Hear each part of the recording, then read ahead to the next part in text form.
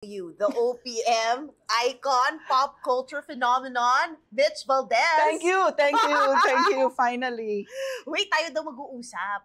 Hindi Okay. lang yung camera, madam. Ay, ano, tatlo? I love it. No, but thank you for taking the time. We have a lot to talk about, Right. especially spanning 55 years in the music industry from decade 1 to decade 5.5. I mean, From musical theater, and then it went Yes. to television, and then it went to movies, uh-huh. and then musical theater, television, movies, and all of the above. Concerts. Then also. and now. Then and now. How has it been? I've been so many places in my life and time. On hindsight, which is wonderful, why I got together with all the other OPM friends, is because we realized we've had such a fun time. You know, while you're undergoing the struggles of the 50 years, medyo you're thinking, what am I doing here? I wish I could have gotten a more stable job. Uh-huh. You know, the one that I think this is so stable for you. it's not You're still doing stable. shows. Yeah, but you know, naman our industry, sometimes you have a show, Yeah. sometimes you don't. You know, before we weren't allowed to be insured because Wow. yes. Why? Because nga of the instability of our employment. Ngayon lang pwede kang magpa-insure. Of course, parang feeling ng OPM pag-aari ka nila, 'di ba? Pero Well, was there a time that you thought that maybe I should have, pursued a different path? I know the question, but the answer is no because I have no other skills. I can relate. I can relate. I have no business skills. I have no gardening. I have no cooking skills. Like in the pandemic, everybody was cooking Yes. and making business And ano, ube pandesal. and everything. What were you doing? I was there with my dog. I couldn't do anything. So Singing to your dog. yes, my I dog was love my it. audience. And so, well, that was a period that I wish will never come back again. Iba. The lockdown, the pandemic, because Isolation. so many live performers. When we say kasi performers, we're not talking about the A-listers. We're talking about the mainstream, those who work in gigs, in clubs every night. They live paycheck to paycheck. So the pandemic talagang destroyed a lot of musicians and singers. So a lot went home to the province, broken. A lot stayed in Manila, but you know they could not. After the quarantine, they could not come back again. Parang there was a new generation that came in already. Eh. So How did you get in touch? What do you mean? You had to learn Zoom, you had to learn the tech. I had to buy a laptop. Okay. And I could only make pindot Zoom. Yeah. Until now. That's that. Oh, pero at least you learned a new skill. Mag-internet. That's it. So hindi ka nagti-TikTok. No, are you kidding? No, Your songs are there, do you know? I don't know about that, and maybe I don't want to know. Why? Because one time we tried we tried an online show. Okay. I had my best friend Mel Villena, a musical director, and we got a director, one of our best friends also, Lika Benitez Brown. And we were in a small room like this with one camera, and we were trying to do our shows. Okay. It was the most horrible feeling because you had a cameraman there, and then you're there doing your comedy act, you know, that was for an audience, and the cameraman was really so bored and just looking at his phone. Hindi siya attentive sa inyo. Hindi, it felt so weird. So I said, I'm really made for Human connection. Yes, for live audiences. And speaking of that has been your ethos all throughout the decades. Yes. People relating to you, laughing to your jokes. Yes. And being a woman in comedy, how did you land in that sphere? In school, in St. Scholastica's College, Yes. I was a new student. I was very shy. I'm an introvert. And I had no friends during recess. And so one time when the teachers were talking, alam mo naman minsan mga teachers, they have also some gaffes, you know. Yes. So I started throwing pot shots at the teachers. So Ay. the room would laugh. No? Who said that? Who said that? Yung mga ganun, yung mga teachers. Finally, I got invited during recess to join some groups. Nalatawag sila sa inyo. With free chichirya. So parang yung pala yun. You make people laugh, you can earn. Yes, tips for soon-to-be stand-up comedians. Yes, and then because Saints Co had a drama guild, I went into theater. And they used to get me because I was such an unruly, loudmouth person, only because I didn't know how to make friends. So that was your way. That's my way to break it, to cope and to break the ice and everything. So they got me for all the Miss Community chest, all this declamation, like, give to the community chest. I would do that. I love it.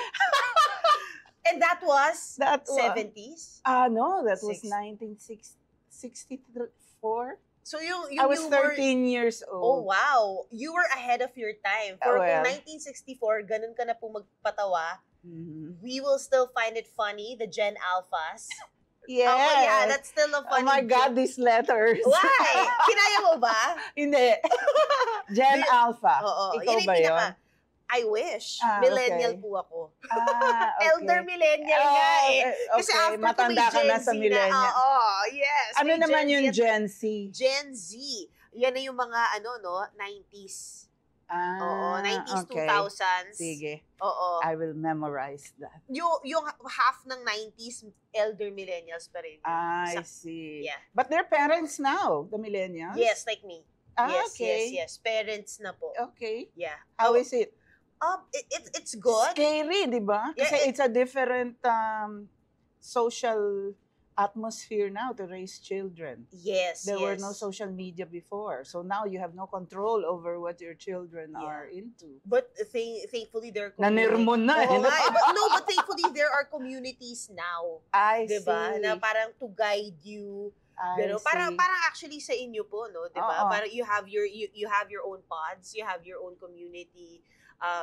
Which, going back to your roots in theater, let's go back to that, and your comedy being ahead of your time. See, who did you look up to? How did you practice your stand up? There's no practice kasi, and I don't call it stand up. I would rather call it like a cabaret act. Oh. Diba? Very Parang Lisa Minnelli. Oo. Diba? No, kasi when you stand up, that means you're just standing up with a mic. I always have one of the best bands in town. Oh, wow. AMP band. And then I sing because I get bored just talking. And then I get bored just singing. So I have to combine both my musical background to supplement the stories that I tell. So it's the whole, it's a whole act. Having you, ma'am, is always the whole shebang. Like, it's a whole feeling. Thank diba? you. Para, natatawa ka, na-entertain ka, namamangha ka. Meron mga touching moments. Yes. Also that. And meron po ba, because you were always loved, meron po ba sa inyong 5 dekada, mahigit sa industriya na parang you faced 55 years! Yeah, 55! 1970, Super Laugh-In I started. Grabe. Was there a time that you had to face a tough challenge? Nagka-scandal ka ba? Always. Internal ata yung scandal mo, hindi naman nakaabot sa akin. Kasi walang social media noon. So masaya kayo? We're all thanking each other. Mabuti na lang, walang social media ng panahon natin. Yung mga ganyan. Because the scandals we got into, remember, Sweetie Pie, this was the 70s. Yeah, oh my gosh. This is the age of rebellion. This is the age of breaking down the walls for women. Sex, drugs, and rock and roll? That was my motto. That was my motto, and I took it. Of course, I am an extremist. I took it all the way. The sex, drugs, and rock and roll. Until you discovered towards the late 70s that it's not good for the body. It's not good for the soul. Wake up, you know. So you kind of start sobering up in the 80s. That's when I changed course again, because the 70s was television. and some musical theater. And then that's when I discovered, like, my colleagues were doing comedy acts like Tessie Tomas and Nanette Yes, yes. Inventor. But then I said, I don't want to be stuck in a role that has a character. So I just did Mitch Valdez. And Mitch Valdez telling stories, Mitch Valdez doing this. And sure enough, it was another 20 years of doing that. Now it's combination of everything. Mm-hmm. Wow. Yeah. Do you ever feel like, as a woman in comedy, you were you had to hold back with your political views, with your opinion, or were you always out there? Sino pumigil sa'yo? Only now. Only na, bakit? Mas unhinged. Mas nagkaroon na ang pinapatay na yata yung... Grabe! No, I was known for really being very out there and outspoken about anything and everything. And it's my opinion. And people find it funny because they use me as their outlet. So they would laugh at the things that some of them would never dare say. Huh. So I was never holding back my political views. But now it's such a weird situation because all of a sudden there are all these political correctness. Yes, yes. There are all these things you cannot say because I am offended. Because if you are offended, then don't watch me, you know, yung mga ganon. So it's a different climate and you have to adjust to it. Did you? I am crying. Yeah, kasi tanong, did you try? I shut up for about, but I couldn't help it. I would post. Because we know that you had an interview back in 2014 or 2000, about like you saying that you're unhinged, diba? You would say what you want to say. Yes. Where did that come from? And do you feel like women right now in comedy should, follow that route? Well, look what happened to Vice. So I applaud his, or is it her? I don't know what he wants to be called. But because I come from a school that is medyo the flavor there is activista, speak your truth and fight for what is right. St. Scholastica's College, the nuns will love me. They hated me before. But you're now their prized possession. Oh, well. Oh, well. Anyway, we were taught to fight for what is right. So that has always been my North Star. Also, ano tawag doon? Yung stick, yung bar, yung whatever it is called. Guiding light. Yes, my pole. Because if I see something wrong, the mouth starts opening little by little, and I want to point it out already. Alam niyo, do you know the memes online? No, yung may subtitle yung mukha, kahit hindi nagsasalita, pag nakita niyo yung face niyo. Balloon, yung mga ganon. Yes. Okay. So that's you. Unfortunately, but when there are nice things happening naman, I'm also very vocal about, saying na, congratulations, ganyan. But as a woman, I don't think it was more of the image of the woman when I started, that like they made me wear fully beaded slinky gowns, just to sing. And then the comedian couldn't sing. Because it clashed, and so I did the comedy and I sang. I combined it. So yun. And then I was a comedian who went bold. Yeah, that's true. Yeah. And you were loved for it, right? It was a wonderful movie. The roles calls for it naman eh. So it was a good movie, and I tried it once and I will never go bold again. Why? Ngayon, uso na yung di ba? Yung anti-ageism. Di ba? Na parang Yeah, well, sometimes I think that can go overboard also. If you're in your 60s, I do not want to see your crotch. No, but I do understand. So now you're in a more balanced outlook in life. Don't. You can show it to people, but not to me. You know. Hindi ka interesado. Ayaw, gusto mo bata. I don't care if you look good still at 60. But you know, congratulations. Congratulations. Siguro inggit lang ako. Hindi, you look amazing. Oh, thank you. And when it comes to music, how did the community build throughout the years? How was the community built throughout the years? Because of course you have this group you call OPM Friends.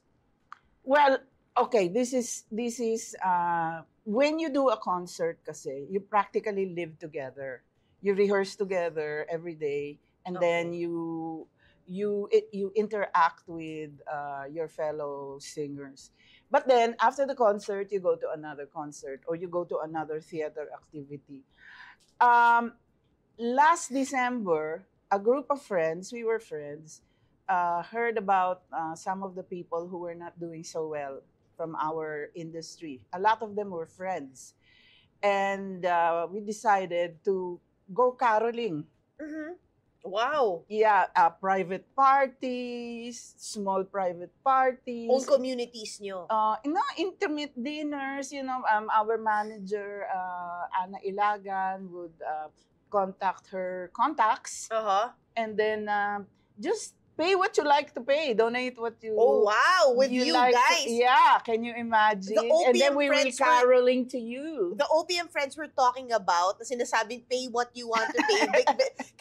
kay Madam Mitch Valdez. Celeste Legaspi, Lea Navarro, yung mga ganun. Nanette Inventor. Ibang level. We passed the hat. Ding Mercado, Pat Castillo, sino pa ba? Pinky Marquez, yes. Bo Cerudo. Yes, Bo Cerudo. So, we were all vocalists and soloists, and out of a sudden, we had to get together and learn how to merge our voices because everybody was Oo nga eh.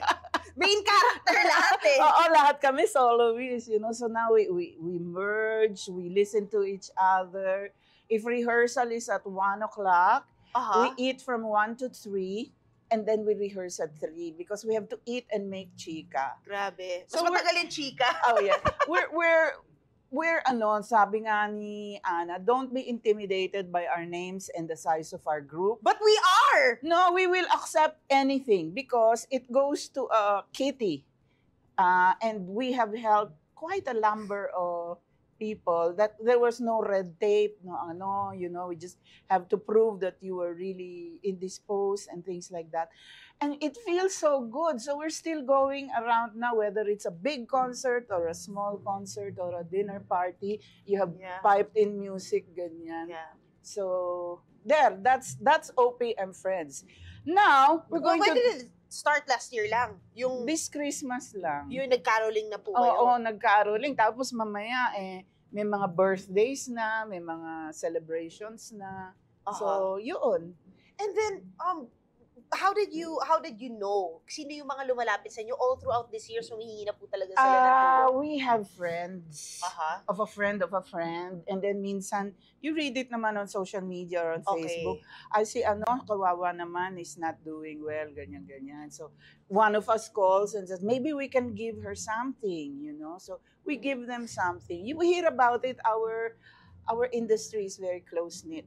Grabe. I think it's a blessing having you, the OPM Friends there, right? Because I do remember before you were also part of OPM, the organization ng mga Pilipino mga awit. Yes. Theirs is more officially because they get grants, they get this and that, so everything. Kami rin, we're open to grants. Kaya ito na nga po, pinag-uusapan na nga natin. Pero pag binyang kami ng grant, kakanta kami para sa iyo. Wow, oo, hindi lang hindi lang bigay. Correct.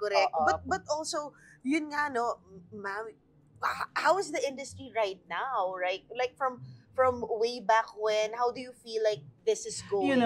It's very wonderful actually. Because after the pandemic, it was like you let loose a herd, a stampede of audience who had been so thirsty for live entertainment, Yes, because yes. everybody went online, everybody went to, Yes, Netflix, yes. this and that. So they wanted human contact.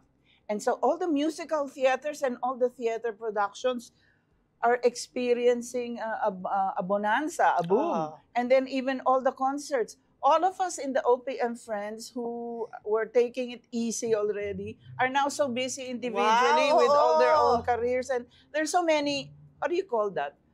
Club tours, bar Yeah. tours, everything. It's all over. So So how do you find time to hang out and actually talk talk about this cause? we have Ana Ilaga. Or ano, siya pala nagpiping sa inyo, wait, kailangan natin mag-promote, kailangan natin mag-usap, kailangan nyo na mag-meeting. Okay, mag-rehearse na kayo. Yeah. But how, now that you're so busy, how has life been? Are you enjoying it? That, at this decade in your life, this season, you're still so in demand. Before kasi sabi ko, naku, how's that when I get old, I might not enjoy anymore. Before kasi, you were working but you didn't realize the value. What decade was it? 30s all the ka ba? decades. All the decades. Okay. It was work. It was how to make, earn a living, how to keep, in the limelight, etc., etc. Do it. Like I said, I have no other skill. Yes. But now, when you work at this age, it's such a blessing. It's such a joy because you understand already what you were made for. When you hear the audience laughing, it's talaga, maluha-luha ka na. You appreciate it more. Your life has meaning. When you wake up, you're enthusiastic. Oh, wow. Imagine, enthusiastic at this age. I mean, that's a blessing. And I feel like Yes. a lot of people, especially the younger ones, in the industry, would really, take that to heart. Diba? Yes. Na parang, minsan kasi, ego gets the best of you, especially in this industry. Yes, but actually it's exhaustion when I see all the young people. You get kind of cynical and jaded. The next project, you sing, then next, and then they get burnt out. You have to So yun understand yun. also it's not a very easy Job. talaga, because you always have to be on the go, on the move. You're always worried about where your next job will be coming from, what will happen to you, Ayaw mo things like that. mabakante. Ayaw mo mabakante. Oo. Anong tip mo para sa kanila, no? Na ayaw mabakante? Yung mga... Magpahinga kayo! Talaga. Huwag kayong matakot magpahinga. Oo, magpahinga kayo. Kahit na hyper-fast ang fame ngayon, Oo. it's not like, you guys are legacy. We'd forever, even our apos would know your names. But yeah, But not the stars right now. The fame is hyper I know. fast. I realize because of that. social media, because of attention. I mean, what you put out before are still remembered. Without social media. Yes, without social media are remembered and Thank you, are cherished. But the stars of today, iba rin. That is the unfortunate side about being a social media star. It can go very fast. When somebody else comes along, you're displaced easily. That's why you have to fight tooth and nail for all your media attention. I think you have to video your food, or you have to basta whatever it takes. Grabe naman yung video mo, bang? Malay mo mag-enjoy ka din doon, Miss Mitch, pag No, tinry thank mo. you. I don't like watching videos. You don't do the red app? Ah? Where this will be, where this will be airing? Anna, you have to show me what the red app is. Hindi ko na pinangalanan kasi baka mamaya But you know what the red app is? No, I don't. YouTube. I do? YouTube. Do? YouTube! Yeah. Akala ko Kasi YouTube. hindi na siya pinapangalanan ngayon, di ba? The blue Hindi app. ba YouTube? YouTube. YouTube po. Oh, is that Kinarta lang the ako. red YouTube. app? Yeah, kasi I yun yung tawag ng see. mga kids. Okay. Ay, so sa comment section, they'd be like, just name the app! Hindi ka naman talaga? No, they don't name it because in some apps where maybe a splice of this interview will be coming out as well, they don't push the content if you say the brand of the other app. Oh, May dear. ganon! May ganon! Kaya red app, blue app, di ba? Yung mga You don't nagbibenta online, alam yan. Then you don't have time for friendships. Maybe that's why they're so isolated, because you have no time to develop friendships, which is so important. Mga ineng, mga iho, tama yun na stop and smell the roses. Kaya lang if you stop, the fear now is you will not be there anymore. You cannot come back anymore. So, It's okay. You come back. We will come back. what do you feel We like did is- it. We did it. We're still here. Yes. And speaking of still here, how can we get a hold of the OPM friends? Here, where is it? Where is it? It's many information. So, you see, we have Celeste Legazpi, Lea Navarro, Mitch Valdez, Nanette Inventor, Pat Castillo, Pinky Marquez, Bo Cerudo, Ding Mercado, Musical Director, Monet Silvestre, all friends, Director, Ana Ilagan. For tickets, contact Mariah Likigan. I will take the phone number. I know sometimes you don't listen, but please listen. Nakano naman sa screen, but go ahead. Ay, Diyos ko, pinatrabaho pa ako. 0917-714-8825. Fundraising for OPM artists who no longer perform and who are ailing. This is by the Centro Escolar University. Oh, wow. So they're also fundraising for the ITAS. So it's a Ay, double galing. fundraiser for the ITAS and for the titas. Siyempre! Go get it! Ha? The title, OPM Friends. Into the Groove. Bakit into the group? Hey, into the groove. Oh!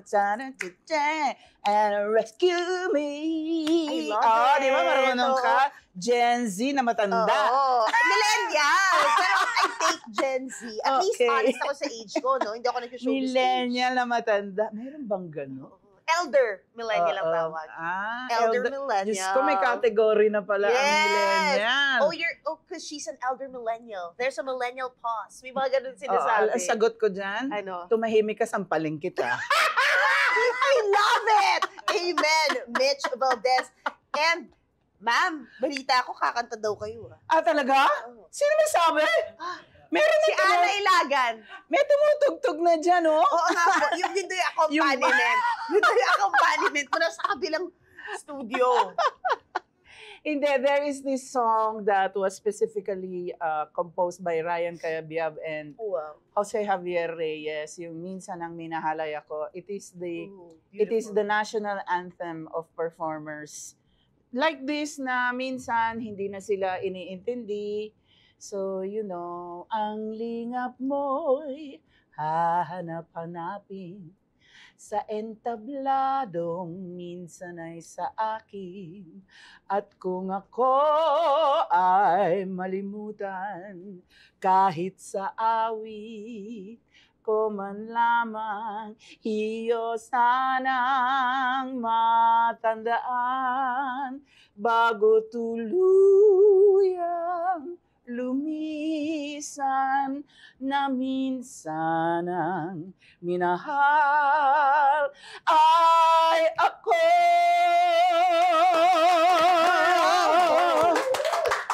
Ang mga donation. An honor. Our pleasure. Sana mas marami kami dito. Thank you so much. Thank you. Goodbye.